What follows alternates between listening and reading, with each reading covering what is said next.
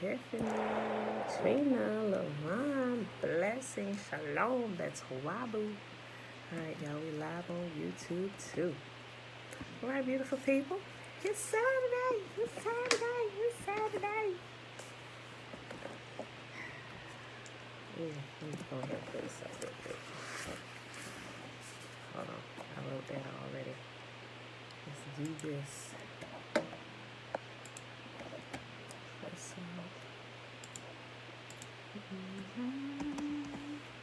How everybody doing today?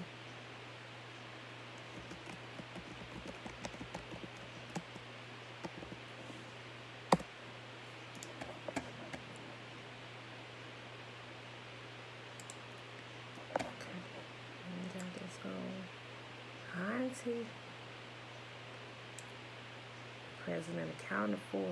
That's Wabu, Shayla. Welcome Nathaniel, peaceful greetings.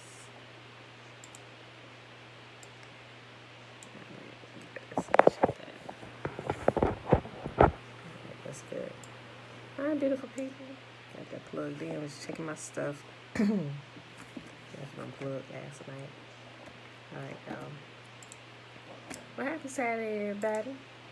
Beautiful people. Pulling up the Shema so we can go ahead and get started, y'all.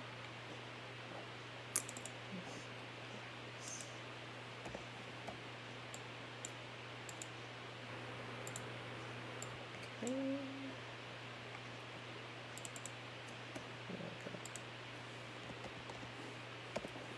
Okay.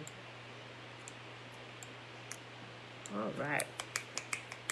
Mom, shalom, shalom.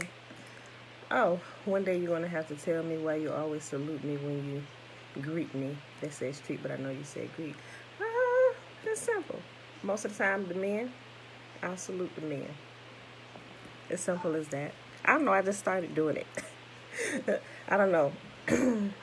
That's why. Nothing really big. Yeah. That's simply why. Yeah. I do that. If you notice though, when you see me salute, most of the time I'll do it only to the men. So that's why that's my simple reasoning. You know. Yeah. All right, beautiful people. Hear, therefore, O Israel, and observe to do it, that it may be well with you, and that you may increase mightily, as Yahuwah, the God of our fathers, has promised us, in the land that flows with milk and honey. Hear, O Israel, Yahuwah, our God, He is one God. And you shall love Yahuwah your God with all your heart, with all your soul, and with all your might. And these words which I command you this day shall be in your heart. And you shall teach them diligently unto your children, and shall talk of them when you sit in your house, and when you walk by the way, and when you lie down, and when you rise up. And you shall bind them for a sign upon your hand, and they shall be as frontlets between your eyes, and you shall write them upon the posts of your house and on your gates.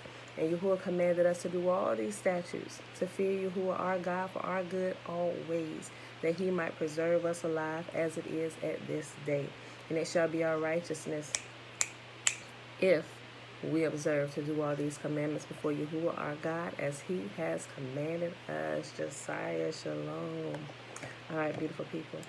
Today, it is Saturday, May the 22nd, 2021. Today is actually born days for a bunch of people. Excuse me, for a bunch of people in my family.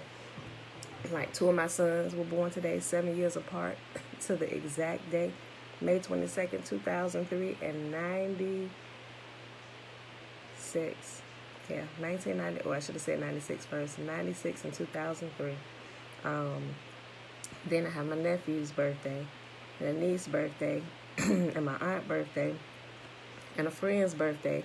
Like everybody's birthday is today. I know what we said about the celebration of birthdays and origin and everything, but this is normally a day where everybody gets excited because there's so many of them. All right, beautiful people. So today we are reading 2 Chronicles chapter 33, 34, and 35. Then we're going to hop on over to Fossilized Customs and pick up where we left off at yesterday. All right, I'm going to take myself some water. All right, y'all. My 16, time flies. My 17-year-old is officially 18 years old today. All right, y'all. It was something else I wanted to mention today. Maybe it'll come back to me. That's why I paused for a second. Okay. Maybe it'll come back to me. Okay. 2 Chronicles chapter 33, y'all. Manasseh was 12 years old when he became king, and he reigned in Jerusalem 55 years. He did what was evil in Yahuwah's sight, following the detestable practices of the pagan nations that Yahuwah had driven from the land ahead of the Israelites. He rebuilt the pagan shrines his father Hezekiah had broken down. He constructed altars for the images of Baal and set up Asherah poles. He also bowed before all the powers of the heavens and worshipped them. He built pagan altars in the temple of Yahuwah, the place where Yahuwah had said, "My name will remain in Jerusalem forever." He built these altars for all the powers of heavens in both courtyards of Yahuwah's temple. Manasseh also sacrificed his own sons in a fire in the valley of Ben Hinnom. He practiced sorcery, divination, and witchcraft, and he consulted with mediums and psychics. He did much that was evil in Yahuwah's sight, arousing his anger. Manasseh even took a carved idol he had made and set it up in Yahuwah's temple, the very place where Yahuwah had told David and his son Solomon, "My name will be honored forever in this temple and in Jerusalem, the city I have chosen from among all the tribes of Israel. If the Israelites will be careful to obey my commands, all the laws, decrees, and regulations given through Moses, I will not send them into exile from this land that I set aside for your ancestors." But Manasseh led the people of Judah and Jerusalem to do even more evil than the pagan nations that Yahuwah had destroyed when the people of Israel entered the land. How do you exile wicked people, then your own people become even more wicked than the wicked people you kicked out? Boy, we got to get this together, people. Yahuwah spoke to Manasseh and his people, but they ignored all his warnings. So Yahuwah sent the commanders of the Assyrian armies. Let's hear that again. So Yahuwah sent the commanders of the Assyrian armies, and they took Manasseh prisoner. They put a ring through his nose and bound him in bronze chains and led him away to Babylon. But while in deep distress, Manasseh sought Yahuwah his God and sincerely humbled himself before the God of his ancestors. And when he prayed, Yahuwah listened to him and was moved by his request. So Yahuwah brought Manasseh back to Jerusalem to his kingdom. Then Manasseh finally realized that Yahuwah alone is God. After this, Manasseh rebuilt the outer wall of the city of David from the west of Gihon Spring in the Kidron Valley to the Fish Gate and continuing around the hill of Ophel. He built the wall very high, and he stationed his military officers in all of the fortified towns of Judah. Manasseh also removed the foreign gods and the idol from Yahuwah's temple. He tore down all the altars he had built on the hill where the temple stood and all the altars that were in Jerusalem, and he dumped them outside the city. Then he restored the altar of Yahuwah and sacrificed peace offerings and thanksgiving offerings on it. He also encouraged the people of Judah to worship Yahuwah, the God of Israel.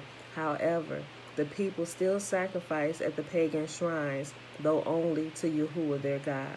The rest of the events of Manasseh's reign, his prayers to Yahuwah, and the words the seers spoke to him in the name of Yahuwah, the God of Israel, are recorded in the book of the kings of Israel. Manasseh's prayer, the account of the way Yahuwah answered him, and the account of all his sins and unfaithfulness are recorded in the record of the seers. It includes a list of the location where he built the pagan shrines and set up Asherah poles and idols before he humbled himself and repented. Then Manasseh died. He was buried in his palace. Then his son Amon became the next king. Amon was 22 years old when he became king, and he reigned in Jerusalem 2 years. He did what was evil in Yahuwah's sight, just as his father Manasseh had done. He worshipped and sacrificed to all the idols his father had made. But unlike his father, he did not humble himself before Yahuwah. Instead, Ammon sinned even more. Then Ammon's own officials conspired against him and assassinated him in his palace. But the people of the land killed all those who had conspired against King Ammon, and they made his son Josiah the next king. All right, y'all. 2 Chronicles chapter 34. Josiah was 8 years old when he became king, and he reigned in Jerusalem 31 years. He did what was pleasing in Yahuwah's sight and followed the example of his ancestor David. He did not turn away from doing what was right. During the 8th year of his reign, while he was still young, Josiah began to seek Yahuwah, the God of his ancestor David. Then in the 12th year, he began to purify Judah and Jerusalem, destroying all the pagan shrines, the Asherah poles, and the carved idols and cast images. He ordered that the altars of Baal be demolished, and that the incense altars which stood above them be broken down. He also made sure that the Asherah poles, the carved idols, and the cast images were smashed and scattered over the graves of those who sacrificed to them. He burnt the bones of the pagan priests on their own altars, so he purified Judah and Jerusalem. He did the same thing in the towns of Manasseh, Ephraim, Simeon, even as far as Naphtali, and in the regions all around them. He destroyed the pagan altars and the Asherah poles, and he crushed the idols into dust. He cut down all the incense altars throughout the land of Israel. Finally, he returned to Jerusalem. Look, think about this, y'all. What if,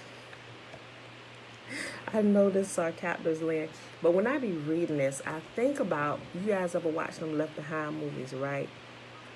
I used to be big on watching the Left Behind movies. So you see all this stuff in the Left Behind movies being left behind, and after the rapture happens, those who take the mark of the beast, they began turning on everybody else who was still either trying to decide whether they want to take this mark or whether they want to just try and flee or live or go completely off grid and live underground, right? Shalom Hezekiah. So I be thinking about, I don't know that this will happen, but I think about it. You remember how I said it a few times, that when we wake up and we realize, first of all, who we are, right? And then we realize that we're only supposed to be worshiping Yahuwah. How people began to turn against us, like we're the blasphemers, and we're like, we've turned away from the true faith.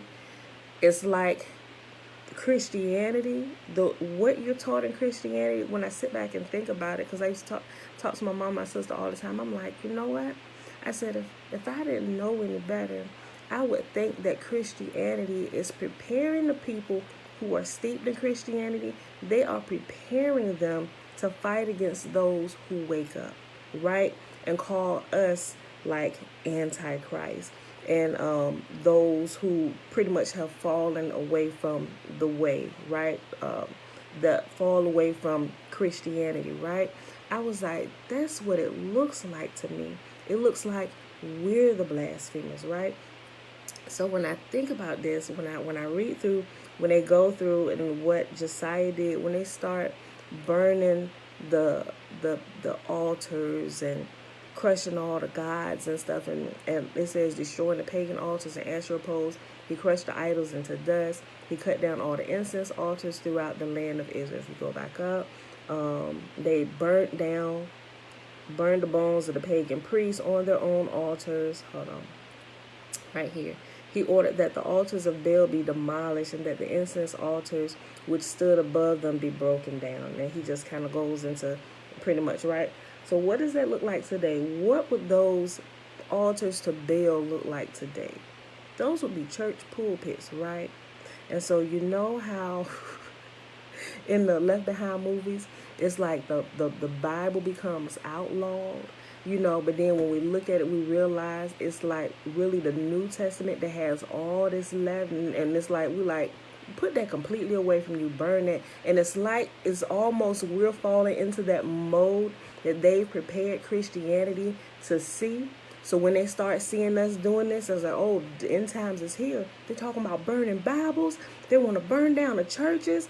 It makes us look like the Antichrist based on what Yahuwah has taught us. And based on what Yahuwah has taught us, we are to put all of that away. But based on what Christianity teaches them, when we pull away, when we step away from that, it makes us look like the enemy when we are really champions of the truth. Y'all see what I'm talking about? So every time I read through this, it's crazy. So if we would not say that we can go burn down churches, but y'all get what I'm saying for the sake of conversation, we would be those people like the churches today. It would be those churches and temples, which are these worship places of Baal. They should be burnt down, idols and stuff crushed, all of that, right? That's what that looks like today. Uncle JB, good morning. So when I read about this, I'm not sure if y'all ever thought about it, but it seems, at least to me, and from my understanding as of today, that's what it looks like to me, because you're offering mixed worship in church a lot of times, doing things the way the pagan nations do it. And who would say, don't worship me like that. Come from out of there and worship me alone, right? So I'm not sure if y'all ever thought about that, but when I read through this, it's like, man, that's what that looks like today. And we would be the ones, we would be we would literally be the enemies in the Left Behind movies, right? It's crazy. Okay. I'll just read this little section again. During the 8th year, let me just start it over. Josiah was 8 years old when he became king, and he reigned in Jerusalem 31 years. He did what was pleasing in Yahuwah's sight and followed the example of his ancestor David. He did not turn away from doing what was right. During the 8th year of his reign, while he was still young, Josiah began to seek Yahuwah, the God of his ancestor David. Then in the 12th year, he began to purify Judah and Jerusalem, destroying all the pagan shrines, the Asherah poles, and the carved idols and cast images. He ordered that the altars of Baal be demolished, and that the incense altars which stood above them be broken down. He also made sure that the Asherah poles, the carved idols, and the cast images were smashed and scattered over the graves of those who had sacrificed to them. He burnt the bones of the pagan priests on their own altars, so he purified Judah and Jerusalem. He did the same thing in the towns of Manasseh, Ephraim, Simeon, even as far as Naphtali, and in the regions all around them. He destroyed the pagan altars and the Asherah poles, and he crushed the idols into dust. He cut down all the incense altars throughout the land of Israel. Finally, he returned to Jerusalem. In the 18th year of his reign, after he had purified the land and the temple, Josiah appointed Shaphan, son of Azaliah, Maaseiah, the governor of Jerusalem, and Joah, son of Joahaz, the royal historian, to repair the temple of Yahuwah his God. They gave Hilkiah, the high priest, the money that had been collected by the Levites who served as gatekeepers at the temple of Yahuwah. The gifts were brought by people from Manasseh, Ephraim, and from all the remnant of Israel, as well as from all Judah, Benjamin, and the people of Jerusalem. He entrusted the money to the men assigned to supervise the restoration of Yahuwah's temple. Then they paid the workers who did the repairs and renovations of the temple. They hired carpenters and builders who purchased finished stone for the walls and timber for the rafters and beams. They restored what earlier kings of Judah had allowed to fall into ruin. The workers served faithfully under the leadership of Johath and Obadiah, Levites of the Merarite clan, and Zechariah and Meshullam, Levites of the Kohathite clan. Other Levites, all of whom were skilled musicians, were put in charge of the laborers of the various trades. Still others assisted as secretaries, officials, and gatekeepers. While they were bringing out the money collected at Yahuwah's temple, Hilkiah the priest found the book of the law of Yahuwah that was written by Moses. Hilkiah said to Shaphan, the court secretary, I have found the book of the law in Yahuwah's temple. Then Hilkiah gave the scroll to Shaphan.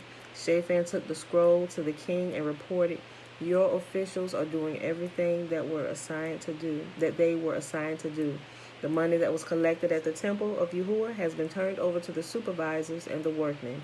Shaphan also told the king, Hilkiah the priest has given me a scroll. So Shaphan read it to the king. When the king heard what was written in the law, he tore his clothes in despair. Then he gave these orders to Hilkiah, son of Shaphan. Then he gave these orders to Hilkiah, Ahikam, son of Shaphan, Akbor, son of Micaiah, Shaphan the court secretary, and Asahiah, the king's personal advisor. Go to the temple and speak to Yahuwah for me and for all the remnant of Israel and Judah. Inquire about the words written in a scroll that has been found. For Yahuwah's great anger has been poured out on us because our ancestors have not obeyed the word of Yahuwah. We have not been doing everything this scroll says we must do. And ain't that how we all felt when we found out, what are we doing? Like, we literally, if we could tear our clothes, we would have tore our clothes, right? But inwardly, like, we put on sackcloth and ashes, like, Father, forgive us. We've been doing everything you told us not to do, right? And we are constantly telling people, listen, we're not supposed to be doing this, right? Look, we have not been doing everything this scroll says we must do. So Hilkiah and the other men went to the new quarter of Jerusalem to consult with the prophet Huldah. She was the wife of Shalem, son of Tikvah, son of Harhas, the keeper of the temple wardrobe. She said to them, Yahuwah, the God of Israel, has spoken.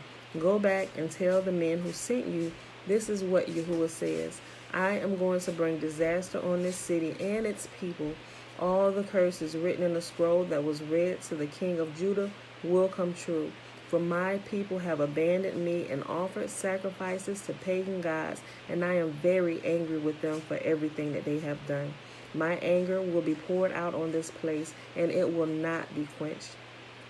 But go to the king of Judah who sent you to seek Yahuwah and tell him, this is what Yahuwah, the God of Israel, says concerning the message you just heard.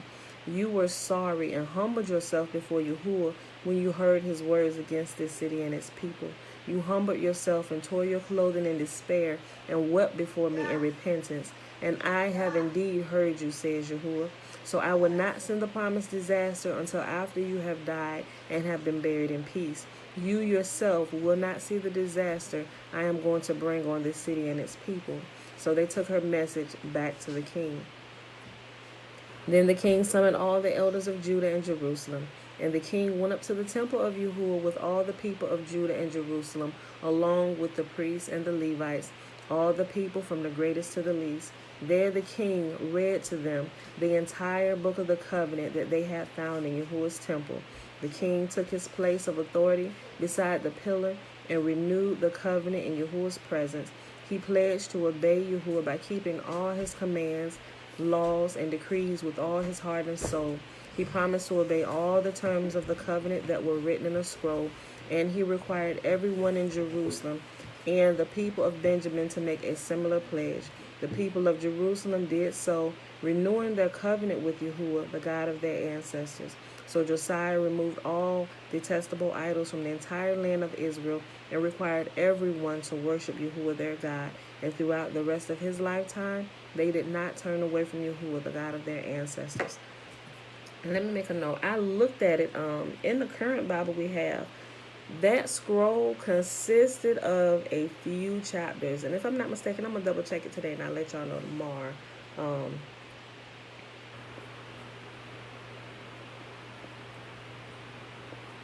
And if I'm not mistaken, I know we call the 5 books of Moses the Torah, right? The first 5 books, but that includes all the stories and everything. Plus you got the books of the prophets.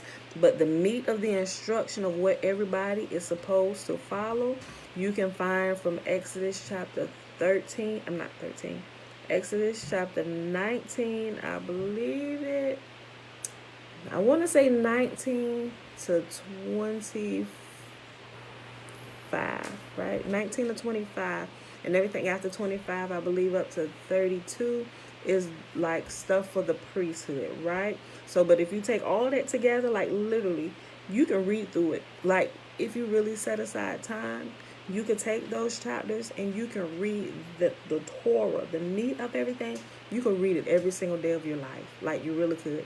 If you take out an hour of time daily, you can read through that. right? You can read through that every single day in about an hour's time, right? I was sharing it with my son. I was like, this is what I want you to write. Getting them into the habit and practice. Of course, they take breaks. So why I got to do this? You need to write something. No, but y'all get what I'm saying, right? But it's right there. I'll verify them chapters. I think it's Exodus 19 through, and I'll just put like 32, which includes the priesthood stuff, right? So I'm gonna double check that, and I'll share that with y'all tomorrow. So if that's something you want to do, at least you got it, right? And you can, so what happens is when you become very familiar with this right there, that right there, red flags will begin to bloop, bloop, bloop. Wait a minute. This goes against this, right? If you get familiar with this, and also with the surrounding stories, with the books of the prophets, how that tells the story when people got off key or they missed a step or they did something. Well, Torah says this, we're not supposed to this, we're supposed to treat people like this. Here is how we are to act and conduct ourselves within Yahuwah's community, right? Everything is fair for everybody, fair for all, right? We honor one another, we honor him, we honor ourselves, right? All that is there. So I'll find that for y'all. And that way, if you want to, I'm just saying, yes, I'm not telling you to do it, but I'm just saying, consider it, right? Okay, last chapter for today. 2 Chronicles chapter 35. Josiah celebrates Passover. Then Josiah announced that the Passover of Yahuwah would be celebrated in Jerusalem, and so the Passover lamb was slaughtered on the 14th day of the first month. Josiah also assigned the priests to their duties and encouraged them in their work at the temple of Yahuwah. He issued this order to the Levites, who were to teach all Israel and who had been set apart to serve Yahuwah. Put the holy ark in the temple that was built by Solomon, son of David, the king of Israel. You no longer need to carry it back and forth on your shoulders. Now, spend your time serving Yahuwah your God and his people Israel. Report for duty according to the family divisions of your ancestors, following the directions of King David of Israel and the directions of his son Solomon.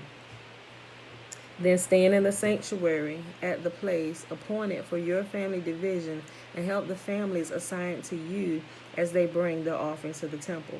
Slaughter the Passover lambs, purify yourselves, and prepare to help those who come. Follow all the directions that Yahuwah gave through Moses. Josiah provided 30,000 lambs and young goats for the people's Passover offerings, along with 3,000 cattle, all from the king's own flock and herds.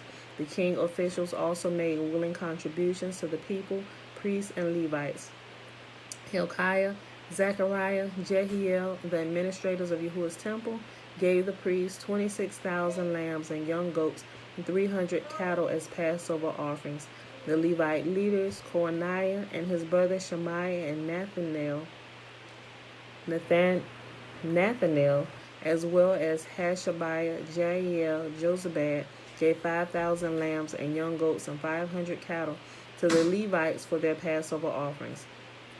When everything was ready for the Passover celebration, the priests and the Levites took their places, organized by their divisions and the king as the kings had commanded. The Levites then slaughtered the Passover lambs and presented the blood to the priests, who sprinkled the blood on the altar while the Levites prepared the animals. They divided the burnt offerings among the people by their family groups so that they could offer them to Yahuwah as prescribed in the book of Moses. They did the same with the cattle. Then they roasted the Passover lambs as described, and they boiled the holy offerings in pots, kettles, and pans and brought them out quickly so the people could eat them.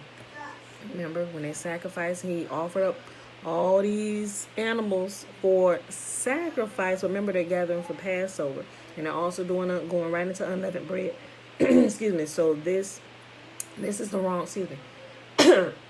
I think sacrifice is the wrong word being used here, right? Because they're about to eat, right? And it says that sacrifices are food. Remember that, right? Unless it's a burnt offering, it's burnt completely to ashes. They're cooking. They're preparing. That's pretty much what they're doing, from the slaughtering of it to the draining of the blood, burning up the fat, and roasting it, then passing it out to the people so they could eat, right? Then they roasted the Passover lambs as prescribed, and they boiled the holy offerings in pots, kettles, and pans, and they brought them out quickly so the people could eat them. Afterward, the Levites prepared Passover offerings for themselves and for the priests and the descendants of Aaron, because the priests had been busy from morning till night offering the burnt offerings and the fat portions. The Levites took responsibility for all of these preparations. The musicians, descendants of Asaph, were in their assigned places, following the commands that had been given by David, Asaph, Heman, and Jeduthun, the king's seer. The gatekeepers guarded the gates and did not leave their posts of duty, for their Passover offerings were prepared for them by their fellow Levites. The entire ceremony for Yahuwah's Passover was completed that day. All the burnt offerings were sacrificed on the altar of Yahuwah, as King Josiah had commanded. All the Israelites present in Jerusalem celebrated Passover and the festival of unleavened bread for 7 days. Never since the time of the prophet Samuel had there been such a Passover. None of the kings of Israel had ever kept a Passover as Josiah did, involving all the priests and Levites, all the people of Jerusalem, and people from all over Judah and Israel. This Passover was celebrated in the 18th year of Josiah's reign. After Josiah had finished restoring the temple, King Necho of Egypt led his army up from Egypt to do battle at Carchemish on the Euphrates River, and Josiah and his army marched out to fight him. But King Necho sent messengers to Josiah with this message: "What do you want with me, King of Judah? I have no quarrel with you today. I am on my way to fight another nation, and Yahuwah has told me to hurry. Do not interfere with Yahuwah, who is with me, or he will destroy you." But Josiah refused to listen to Necho, to whom Yahuwah had indeed spoken, and he would not turn back. Instead, he disguised himself and led his army into battle on the plain of Megiddo. So, all of this that King Josiah just did, a righteous king now. Now, you had to have known something. Like, you really have had to know something, King, because you disguised yourself. Anytime they disguise themselves, like, you kind of know for real, down in your shot, I'm not for real. But you, just in case, you got this just in case, I'm going anyway, right? All this stuff you done. Could you not have also inquired of those who hear from Yahuwah that were amongst the kingdom of Judah, to inquire if King Necho was telling the truth, or if Yahuwah was indeed sending him to attack this other nation? Like, Josiah had wisdom to do that, but he decided not to do it. He decided to endanger his head to the king, right? This always saddens me when you see righteous people. It's like, why would you not? Everything else you go ask Yahuwah, but this, do you think at once that you would never need wisdom from him, especially on a matter like this, a life and death matter? You're just gonna use your own reasoning this time because he's been with us here. So I've been in his presence long enough to know that I'll probably get to go, right? And he was wrong. But Josiah refused to listen to Necho, to whom Yahuwah had indeed spoken. And let me read what King Necho said to King Josiah again. Hold on, look. After Josiah had finished restoring the temple, King Necho of Egypt led his army from Egypt to do battle at Carchemish on the Euphrates River, and Josiah and his army marched out to fight against him, because clearly he had a pact with the people in Carchemish, right? Okay, otherwise he wouldn't have rose up to fight against him, you know. But King Necho sent messengers to Josiah with this message: "What do you want with me, King of Judah? I have no quarrel with you today. I am on my way to fight another nation, and Yahuwah has told me to hurry. Do not interfere with Yahuwah, who is with me, or he will destroy you." But Josiah refused to listen to Necho, to whom Yahuwah had indeed spoken, and he would not turn back. Instead, he disguised himself and led his army into battle on the plain of Megiddo. But the enemy archers hit King Josiah with their arrows and wounded him. He cried out to his men, "Take me from the battle, for I am badly wounded." So they lifted Josiah out of his chariot and placed him in another chariot. Then they brought him back to Jerusalem, where he died.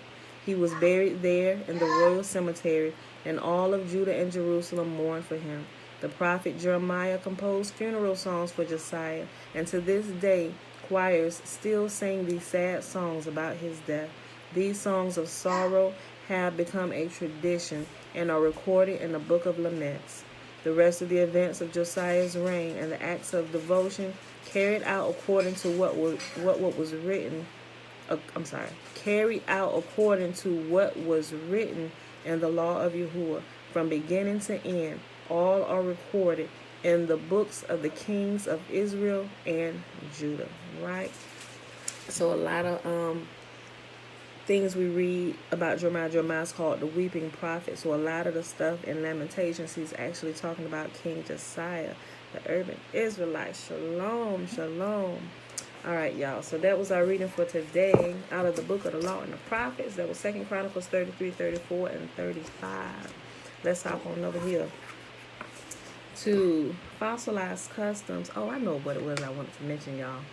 Y'all, remember that video that I shared with y'all by Benaiah Israel? So y'all know who he is, right?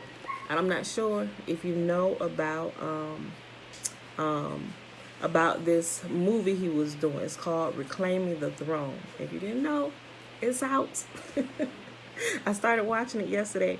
Right now, it's only available for rent on Vimeo. Vimeo, right? You can go there. You can, and it's a 6-hour documentary, right? But it's split up. The first one is like an hour and a half, and the second two are like a little over 2 hours. But it's 3 of them, so you can watch them in increments. To rent it on Vimeo is $12. To rent all 3 of them is $12 total. $12, you get all 3 of them, but you can also purchase it. Purchasing it will be forever in your library as long as you're on Vimeo and have a Vimeo account. It's $75. So just in case y'all didn't know, it's out. It will be coming to Amazon and Amazon Prime and I forget the other one, but it's not on those yet. I will purchase it, but I'm not going to purchase it until it comes to Amazon. If they playing around on the time, I'll probably go ahead and purchase it on Vimeo because I like to keep this. He does really, really, really good, thorough research, and it's really good. That first one is pretty awesome. It's pretty good. I love the graphics and how they do everything, the way he explains everything is really clear. Going through the history of our people, pulling in all the missing pieces. It looks like all them. I ain't gonna say all the missing pieces because no one person has all the pieces. At least from his research and the resources that he have around him, collaborating with different people, with the diaspora all over the world, and he goes back and forth in Africa, here, everywhere we've been scattered to. He's pulling the pieces from all of those places. Some of the historical documents he shares, and it's really good. Even things that they have even posted in plain sight on the Jewish library that tells you about the true people. I'm just like, get out of here, right? And I'm just like, how? Y'all gotta watch. I'm telling you, if you get a chance, go ahead and get it. Watch it. Like I said, I watched most of the first one. I probably got like 20 minutes left on the first one because I had to stop it last night because I had to go to sleep.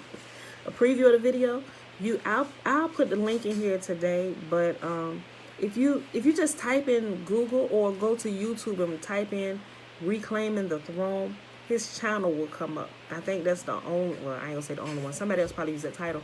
But put in Reclaiming the Throne by Benaiah Israel, right? Or it's Yisrael. He used the Y with Israel, but it'll pop up. But just in case y'all can't find it, I'll share the link on YouTube and Facebook today. But if somebody's here that already has it, you can go ahead and post the link.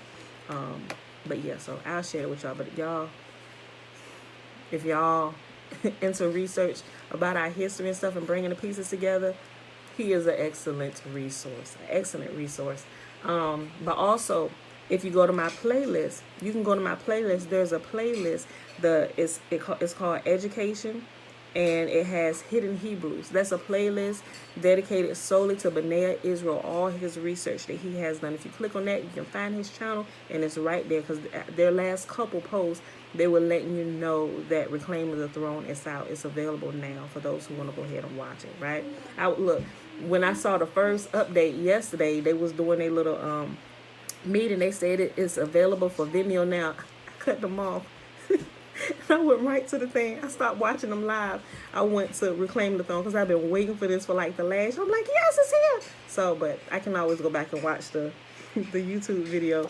And it wasn't that long anyway. It was just a quick thing to let everybody know it was ready. That's all I needed to hear. Click, and I cut it on. But guys, y'all, you have to check it out. It's so good. The resources, everything. Okay.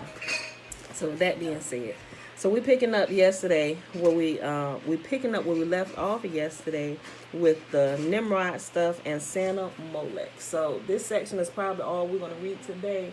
That's why we pause right here because thanks, brother. Because this is going a lot into Santa and the origins of it. So I'm going to show you this picture that it has right here. Right? Okay. It's about to start talking about this. I hope that's... Hold on. No. Pull this up on YouTube. Okay.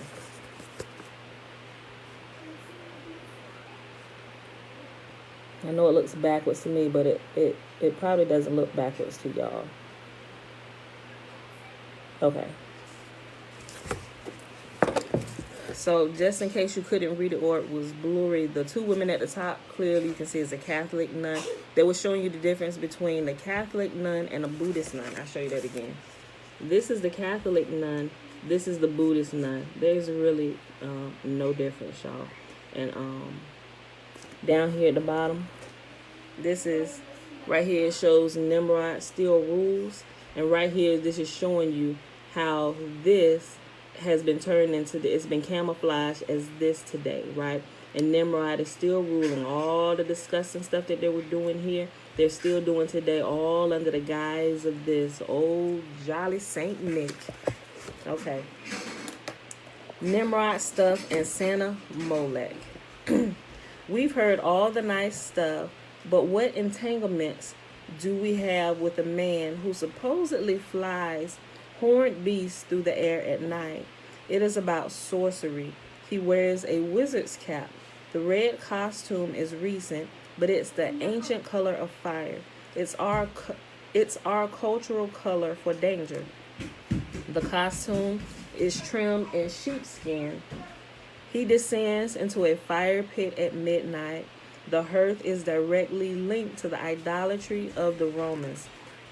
The fire was sacred to them, and its place was the center of the pagan worship of their deities. Our mythology of him comes to us through Angleland or England. What are y'all doing? Right, hey, little baby. Wait, Elijah woke. Hey, sweetness. No. Sire, hold her. Give me that baby. Give me the baby. Hold on, y'all. Hold on. Look, see, they running through here with this child like she a toy. Come on. Where her daddy? Her daddy sleep?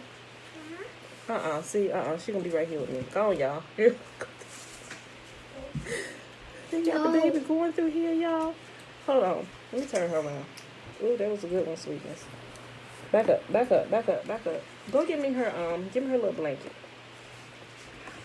All right, sweetness. Okay, back up. Hold on. I'm sorry, y'all. Wake Elijah up. You walking in here playing with her like she a toy. Sweetie, I saved you. Okay, let's do this. Okay. I thought they had a baby doll at first, but no, they have the real baby doll. Okay, give me that. I'm sorry, y'all. Hold on. Give me this. Thank you.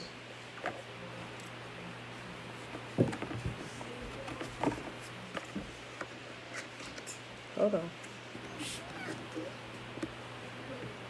All right, sweetness. Okay, so we'll have a visit for a few minutes, so y'all. Tell her to realize she's gone. Hold on. All right, y'all. The fire was sacred to them, and its place was the center of the pagan worship of their deities.